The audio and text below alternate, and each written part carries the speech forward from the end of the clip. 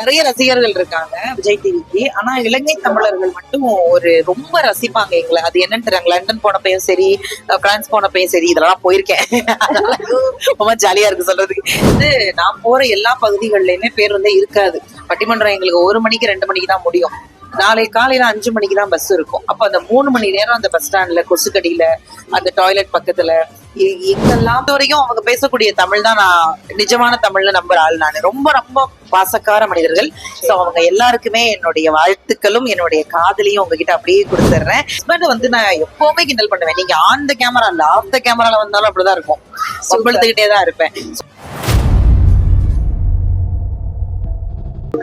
Sky Tamil நேயர்களுக்கு வணக்கம். இன்னைக்கு நாமே நட்சத்திரம் நிகழ்ச்சியில விஜய் டிவி பிரபலம் ஒருத்தவங்கள தான் பார்க்க போறோம்.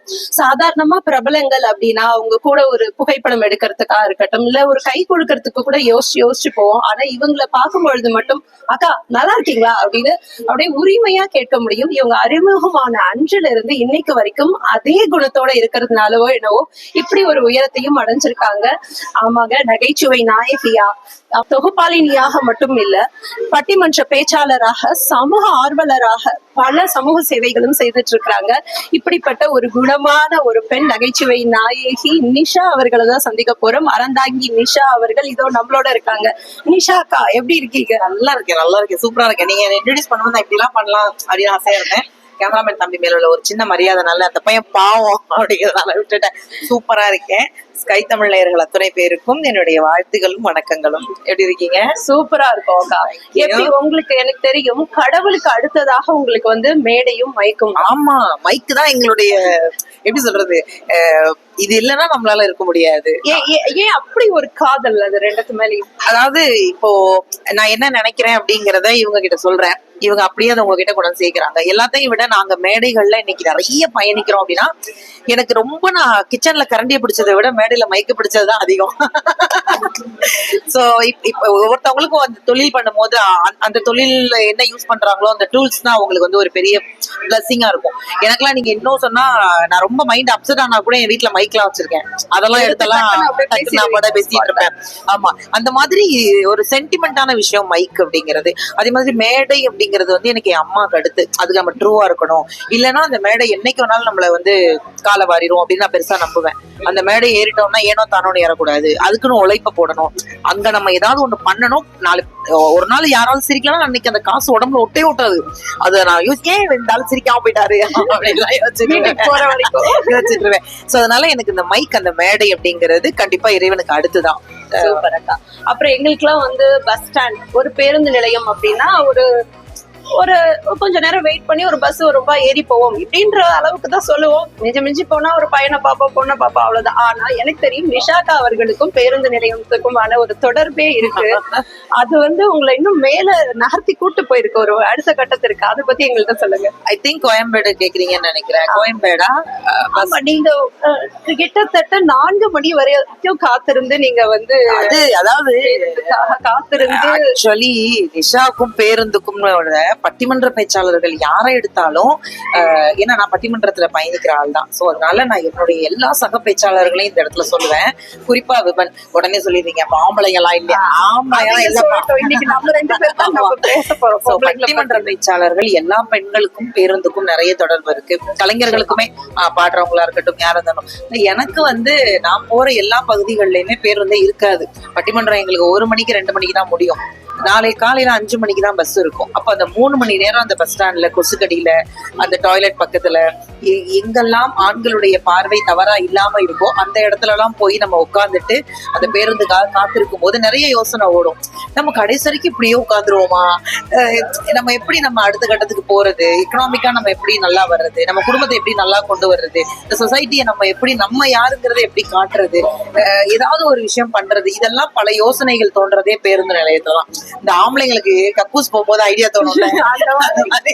நமக்கு பஸ் வர்ற வரைக்கும் என்ன பண்ணலாம் அப்படின்னு நிறைய விஷயங்கள் தோணும். இப்ப அதே பேருந்து நிலையம் வழியா நீங்க கடந்து போவீங்கல்ல, அந்த எல்லா பேருந்து நிலையம் கடந்து போகும்போது என் பையன்கிட்ட சொல்லுவேன். என் பையன் இப்ப என்ன ஆயிட்டானா, ஐயோ இந்த பஸ் வருது அப்படிமா. என்னன்னா எங்க அப்பா எல்லாம் சொல்லுவாங்க, நம்ம கஷ்டத்தை வந்து மறந்துட்டோம்னா நம்ம வாழ்க்கையில உருப்படவே மாட்டோம் அப்படின்னு. என் பையன்கிட்ட சொல்லுவேன், இந்த இடத்துல நான் உட்கார்ந்துருக்கேன் தங்கம், இங்கதான் அம்மா வந்து ரொம்ப நேரம் உட்காருவேன். ஒரு 3 மணி நேரம் உட்கார்ந்துருக்கேன் இந்த இடத்துல. ஒரு கேள்வி கேட்பாரே இல்லாம தனியா உட்கார்ந்துருக்கேன். அன்னைக்கு நமக்கு பேமெண்ட் என்ன 500 ரூபாய் 600 ரூபாய். அந்த 600 ரூபாய்க்காக அவ்வளவு கொஸ்கடியை தாங்கிட்டு அங்க உட்கார்ந்துருக்கேன் அப்படின்னு சொல்லும் போது எனக்கு அது ப்ரௌட் மூமெண்டா தான் இருக்கும். நம்ம அப்படி கஷ்டப்பட்டெல்லாம் வந்திருக்கோம் அப்படிலாம் இல்ல, அந்த கஷ்டத்தையும் நான் பட்டிருக்கேன். எனக்கு அதுதான் என்னுடைய வழியை கரெக்டா காமிச்சிருக்கு.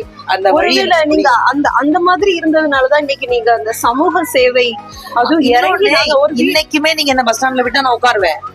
என்னால oh my god அதெல்லாம் வராது. அதே இடத்துல போய் நான் உட்காந்துருவேன். ஏன்னா அந்த இடத்துல நான் 10 வருஷமா உட்கார்ந்தாலு நீங்க என்ன டிஸ்டர்ப் பண்ணலன்னா நாங்க உட்காந்துருவேன். நீங்க எப்பவுமே எதுவுமே பேசாம இருந்தீங்கன்னா நான் பஸ் ஸ்டாண்ட்ல உட்காருவேன். நான் பஸ் ஸ்டாண்ட்ல போவேன். நான் ஆட்டோல தாங்க இன்னமும் டிராவல் பண்றேன். அதெல்லாம் எனக்கு ரொம்ப ஜாலியா இருக்கும். நீங்க சாமானிய மக்களோட பயணிக்கும் போது உங்களுக்கு நிறைய விஷயம் தோணிக்கிட்டே இருக்கும். அது சரிப்பட்டு வராது. என்ன பொறுத்த வரைக்கும் நீங்க இன்னமும் அந்த பஸ் ஸ்டாண்ட் எல்லாம் எனக்கு ரொம்ப பிடிக்கும். அதுக்கெல்லாம் போயிட்டு வரும்போது என்ன இன்னமும் சில இடங்கள் அப்படியே இருக்கு. ஆத்தங்கள் தாங்க முடியவில்லை.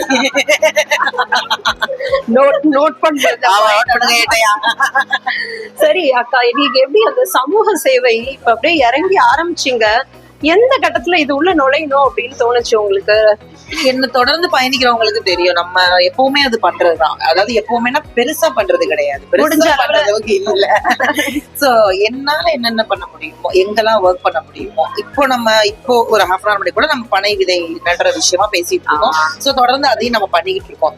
அந்த மாதிரியான சின்ன சின்ன விஷயங்கள் நான் ஸ்கூல் படிக்கிறதுல இருந்தே அது என்னோட ஒர்க் குட்டி குட்டியா பண்ணிக்கிட்டு இருந்தோம். சோ அத பெருசா பண்ணதுங்கிறது கஜா புயல் அப்போதான் பண்ணேன். அது நம்ம ஊர் பக்கம் பாதிக்கப்பட்டதுனால அதை பண்ணோம். அது அப்படியே தொடர்ந்து போயிட்டே இருக்கு. அது நம்ம வீட்டுல நல்லா சப்போர்ட் பண்றாங்க. வீட்டுல அவங்களா இருக்கட்டும், அம்மாவா இருக்கட்டும், இல்ல பண்ணு நம்ம கிட்ட இருக்க கொடுக்க வருது. அது இறைவன் வந்து நீ கூட நான் கொடுக்குறேன் அப்படின்னு சொல்ற மாதிரி அது உங்களுடைய இன்னொன்னு நம்ம மேடையில தான் சம்பாதிக்கிறோம். அது ஒண்ணும் நம்ம பர்சனலான காசு கிடையாது. மக்கள்கிட்ட இருந்து வாங்குறதுதான். மக்களுக்கே கொடுக்கறது மொத்தமா கொடுக்கல, நான் எடுத்துக்கிட்டு மிச்சத்தை கொடுக்கலாம். நானும் நல்லா இருக்கேன். ஆமா, நம்ம நீங்க நல்லா இருந்தாதான் திரும்ப எல்லாருக்கும் உதவ முடியும். சூப்பர், நல்ல விஷயம். இதுல குடும்பம் அப்படின்ற ஒண்ணு இணையும் பொழுது நீங்க மேடையில பேசும் பொழுது நீங்க பேசுறீங்கன்றதை விட உங்களுடைய மாமியாரும் உங்களுடைய கணவரும் 1 மணி நேரத்துல 45 நிமிஷம் வந்துட்டு போயிடுவாங்க. பிரிச்சிருவேன் எல்லாத்தையும். ஆக்சுவலி நான் பேசும்போது கீழே இருக்கவங்களா ஒரு சந்தோஷப்படுவாங்க. ஐயா நம்மளால பேச முடியல, அவளாவது பேசுறாளே அப்படின்னு. சோ அவங்க இப்ப நம்ம மாமியார கிண்டல் பண்றோம்னா வீட்லயுமே அதை என்ஜாய் பண்றாங்க. ஹஸ்பண்ட் வந்து நான் எப்பவுமே கிண்டல் பண்ணுவேன். நீங்க ஆன் த கேமரா இல்ல ஆஃப் த கேமரால வந்தாலும் அப்படிதான் இருக்கும். சம்பளத்துக்கிட்டே தான் இருப்பேன். சோ அதனால நம்ம பின்னாடி எப்பவுமே நம்ம ஃபேமிலி இருக்காங்கிற ஒரு பெரிய தைரியத்துல டிராவல் பண்ணிக்கிட்டே இருக்கேன். சூப்பர் அக்கா, இதே மாதிரி எப்பவும் நீங்க ஹாப்பியா இருங்க. அப்புறம் வந்து எங்களுடைய சேனல்ல வந்து இலங்கை தமிழர்கள் நிறைய பேர் இருக்காங்க. அவர்களுக்காக ஒரு விஷயம் ஒண்ணு சொல்லிட்டு, பெண்களுக்காக ஒரு விஷயம் சொல்லிட்டு அப்படியே இதோட முடிக்க போறோம். சூப்பரா சமையா நாங்க லஞ்ச் சாப்பிட போறோம். அங்க சாப்பாடு வெயிட் பண்ணிட்டு இருக்கேன். நிறைய ரசிகர்கள் இருக்காங்க விஜய் டிவிக்கு. ஆனா இலங்கை தமிழர்கள் மட்டும் ரொம்ப ரசிப்பாங்க எங்களை. அது என்னன்னு தெரியாங்க. லண்டன் போனப்பையும் சரி, பிரான்ஸ் போனப்பையும் சரி, இதெல்லாம் போயிருக்கேன். ரொம்ப ஜாலியா இருக்கு சொல்றதுக்கு. சோ அவங்க என்னை பொறுத்த வரைக்கும் அவங்க பேசக்கூடிய தமிழ் தான் நான் நிஜமான தமிழ்ல நம்புற ஆள். நான் ரொம்ப ரொம்ப பாசக்கார மனிதர்கள். சோ அவங்க எல்லாருக்குமே என்னுடைய வாழ்த்துக்களும் என்னுடைய காதலையும் உங்ககிட்ட அப்படியே கொடுத்துட்றேன். அண்ட் பெண்களுக்கு என்ன சொல்றது, வாங்க இந்த உலகத்துல வந்து நம்ம வெளியில வரணும் அப்படின்னு நம்மளே ஆசைப்பட்டா மட்டும்தான் வெளியில வர முடியும். ஒரு காலத்துல சொல்லுவாங்க அடுப்போதும் பெண்களுக்கு படிப்பதற்குன்னு. பட் இன்னைக்கு படிச்ச பெண்களாலதான் பல வீட்டுல அடுப்பே எரிஞ்சிட்டு இருக்கு.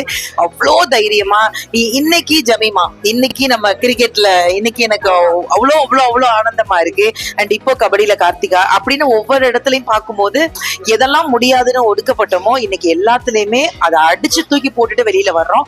சோ இதே மாதிரி எல்லா பெண்களும் வெளியில வரணும் அப்படிங்கிறது என்னுடைய தனிப்பட்ட கருத்து. எல்லா பெண்களுக்குமே என்னுடைய வாழ்த்துக்கள் தங்கமே. வாழ்த்துக்கள். உங்களுக்கும் வாழ்த்துக்கள். தேங்க்யூ.